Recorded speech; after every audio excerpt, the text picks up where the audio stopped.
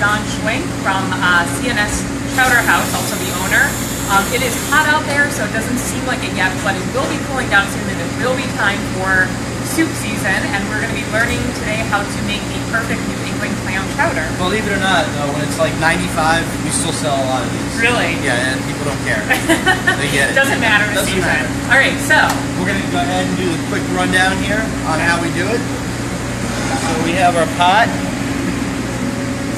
We're going to start out with some butter.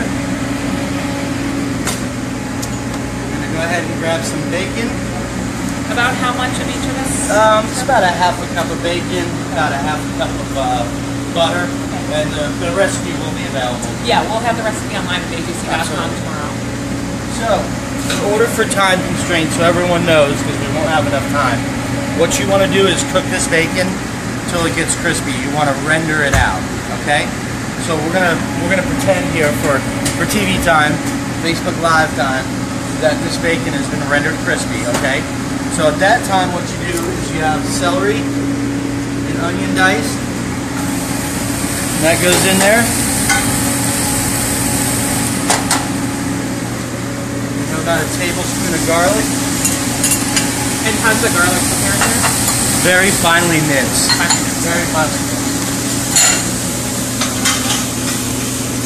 So at this point, what you're looking for,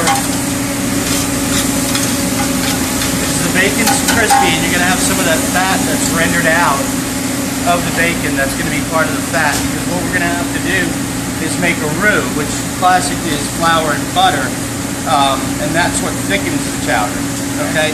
So it's going to add a little bit to that.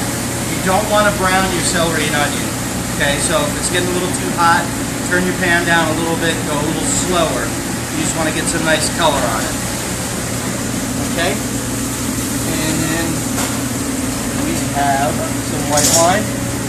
White wine, which we always enjoy cooking. Absolutely. That goes in there. And here we have some chopped thyme and some chopped parsley. That's going to go in as well. And just to remind people that are just tuning in, we are at CNS Chowder House in Roswell. We are learning to make New England clam chowder. And for people who might not know, what's the difference between New England and Manhattan? We serve 3 chowders here. So the basic difference, and there's arguments up and down about this, but your New England clam chowder is going to be a cream base. Your Manhattan chowder is going to be a tomato base. Okay. And your Rhode Island chowder is a clear base. So it's just the clam stock. So there's no tomato or cream added to that. Okay. And it's usually a little bit thinner. What's your biggest seller here? New England. Yeah. And then the argument comes in of with Manhattan, potatoes or no potatoes, and you know, everybody has their thing, traditionalists, but we put potatoes in all 3 of our chowders. Alright. Okay. So we're gonna go ahead, we have our chopped clams from large cherry stone clams. And what are you looking for in clams when somebody's looking to buy them? Always closed. Okay. That's the main thing. If you see them opening at all, they're dying is what's happening. All right. And once a clam dies, it's about 12 hours before they head south.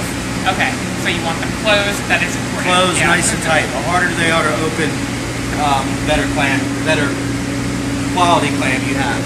Okay. So this time, this is when we add our flour. And that's when we're going to make our roux. And just go ahead. Sorry. No. We're going to let that cook with the flour for about 2 or 3 minutes is what you want to do. If you don't cook it at all out in the pan like that, you have a raw flour flavor. And the longer you cook it, the less thickening power it has, and then you start getting a flavor. Because like gumbo, you use a very dark colored roux that you cook for a long time, and that's a flavor profile like in gumbo. So here you want what they call pale roux. It's cooked, but it's not giving any nuttiness. Flour gets nutty the darker it gets, the longer you cook it. Okay, so that goes in. We have our clam stock. And I mean, for people at home who might not know how to get clam stock, what's the bottled clam juice? Okay. All grocery stores. All right. Publix, Kroger, all of them, you'll find it. All right. 10 And if somebody, I mean, I know obviously, ideally, people want people to use fresh clams, but can people use canned clams? Yeah, oh yeah. Frozen clams, canned clams. Sure, okay. sure, Okay. definitely. Okay, fresh or ideal? Fresh or ideal, but canned or frozen is fine as Okay. well. Okay, at this point, we're going to add our potatoes that are diced. Okay, because now what we're doing is we're just going to cook the soup as long as it takes for those potatoes to cook. Okay. So you want to kind of time that is the idea. So that's sort of the timer. Yes, the potatoes. Okay. And then here we have a little heavy cream and a little half and half. Heavy cream and half. Yeah, I like to use both because you're still going to have a thick, rich soup, but the heavy cream, all heavy cream gets a little rich to me. So this sort of balances it out. Yeah, I think it kind of like balances it out a little bit. Now the recipe, I'll give you amounts for salt and pepper. You know, I like to season throughout my cooking and kind of come up with an end result. Okay. But taste as you go. Yes. Yeah. So we will at this time go ahead and add some kosher salt to that and some black pepper. Just to remind viewers, anybody just tuning in, we're at CNS Chowder House in Roswell, learning to make New England clam chowder. If you have any questions, throw them in the comments below. We'll get them answered. We'll try. So, I mean, that's pretty much what you're looking at. I mean, right now you want to stay with it till it comes to a simmer. You want to make sure that roux, that flour that you put in, blends in evenly with the clam stock that you put in. Okay. So you can even take a whisk right now and just whisk it really good. Okay. But until you come to a simmer, you don't want it to scorch on the bottom because that roux and flour will come down and sit in the bottom of the pot and burn. Do you want to cover the pot? No. Okay. Just No. leave it open. You can cover it. I mean, you could to get it up to a simmer a little faster, but we don't do that. We just leave it uncovered. Doesn't need to be covered. What do you think sets your recipe apart from other New England clam chowders? Is there any secret ingredient or anything that? No, I mean, as you see, it's pretty straightforward. Classic, It's very classic, but you know, a lot of what we do at our restaurants is just really using the best quality product that we can get. You know, and keeping it fresh. It's the main thing that's important. Is this the type of thing that you can make a lot of ahead of time and freeze? Or Yes.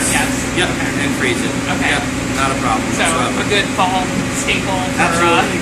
you can make ahead on a Sunday and have it for the rest of the week.